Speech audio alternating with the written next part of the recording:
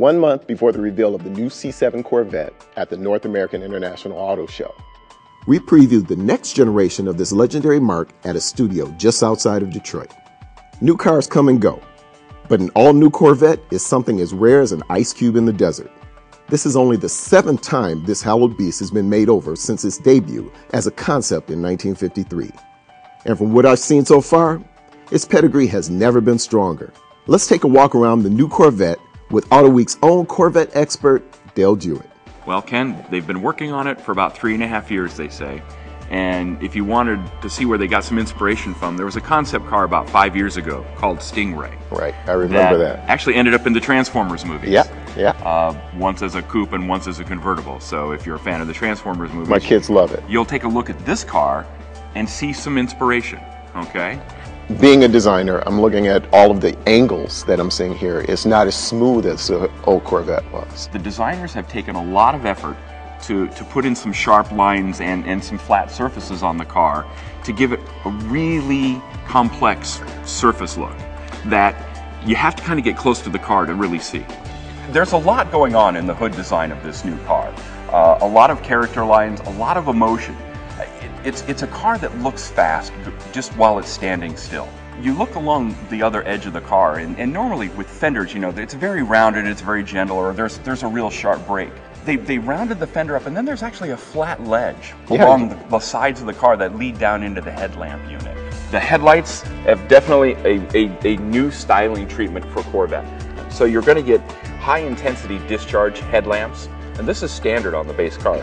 Along with, there's a row of LED lamps along the side, and then you have this cool little angled hockey stick bar in the headlamp that sort of uses indirect LED lighting to give it a very unique forward look. What I want is I want to pull up behind somebody and they go, what the hell is that behind me? That's definitely will happen.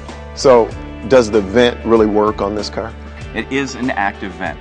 The actual goal is to have about 1/3 of the airflow coming from the car go over the top and send 2/3 of the airflow underneath. Okay. You know, you look at the shape of a Corvette and it's roughly the shape of an airplane wing.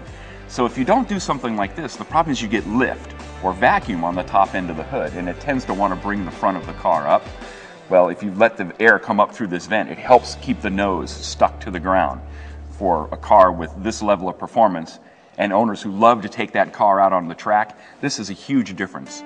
The Corvette designers and the Corvette developers went to the Corvette race team and used all their computer software for getting this design, to get airflow up and through the hood, to get airflow through the wheel wells to cool the brake ducts. And when we get around to the back, you'll see they even used a technique from the race car to put air in through the back quarter panels, not only for the brakes, but they have coolers back there for the automatic transmission and the locking differential. This is a lot more slanted than it was on the previous vehicle. It's very angled, and again, it's an active air vent. The race team helped them design the look of this, and it helps bring more air out from underneath the hood of the car as well as through the brake ducts to keep the brakes cooler. 140, 150. Top speed for this car? Yeah, what am I looking at? You're probably looking at a $180, a $190. Yeah, okay. Another aero thing that they worked on really hard were the door mirrors for this car. You'll see, you look at them, they like, wow, those stick out kind of wide. Well, you know, the vet sits pretty low on the road, and you know, as a driver, you need to use these mirrors a whole lot to avoid other people who may not be seeing you. One of the things we haven't seen in a long time is this window towards the back. That's true. For 2014, the Corvette gets rear quarter windows. That's a design element that hasn't been seen on the car since 1962.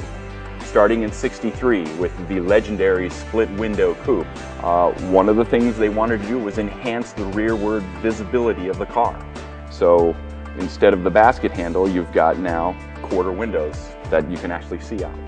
There's a big vent on either side of the car, right here, right behind the driver and right behind the passenger. Okay. It has a couple of important purposes.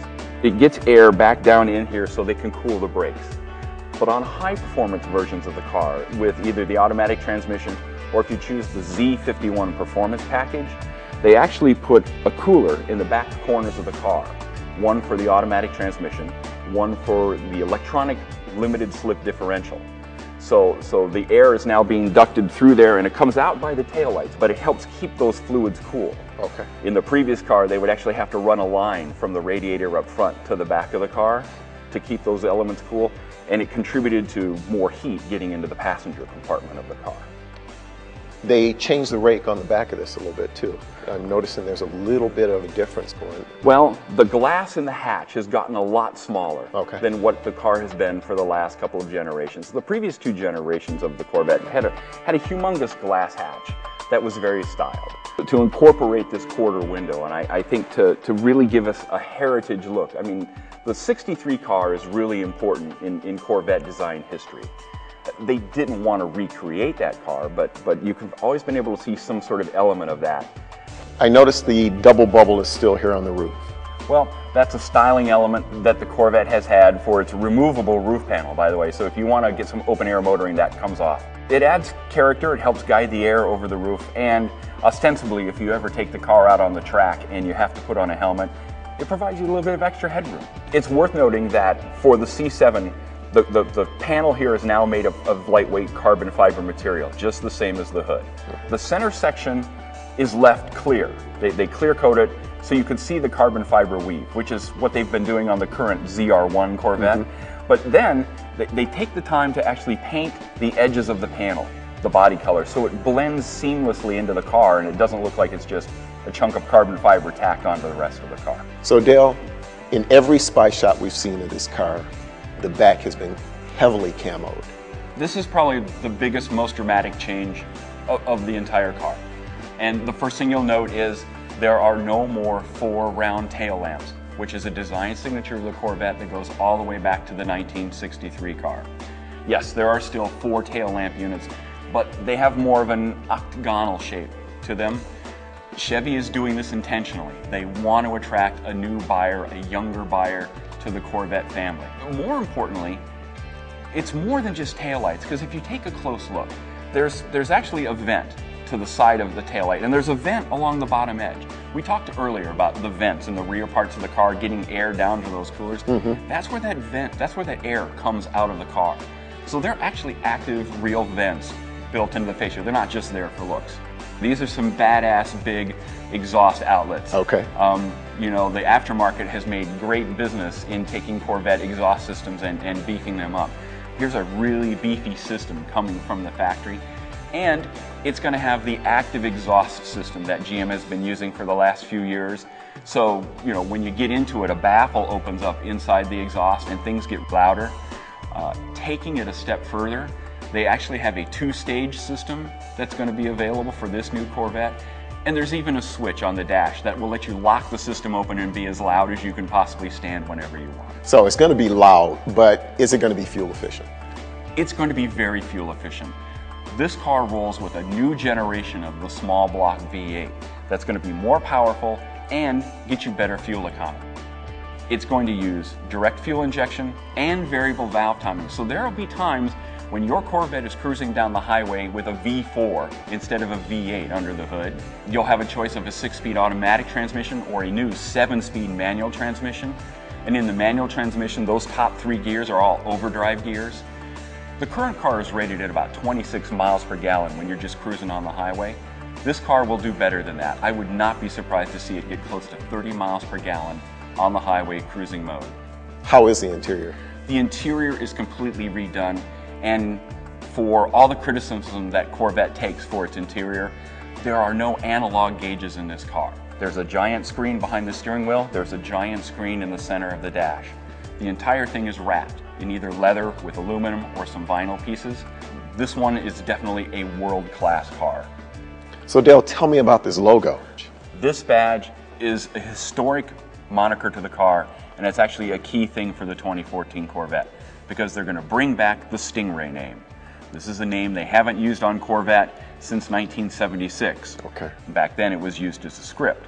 And actually you talk with the GM design staff and there was a real debate about whether to call this car a Stingray or not. And Ed Welburn, who's the head of the GM design universe, said, "Only if you can prove to me that this car is a significant advance ahead in terms of technology, in terms of design, in terms of the complete package, would he let them use the Stingray name on the car? It's a signal of how much improved this car is over the previous generation. Is there anything you don't know about this car? You know, Ken, the only thing I really don't know about this car is the price. And Chevy hasn't said yet. But what they will say is if you can afford the current car, you'll be able to afford this one.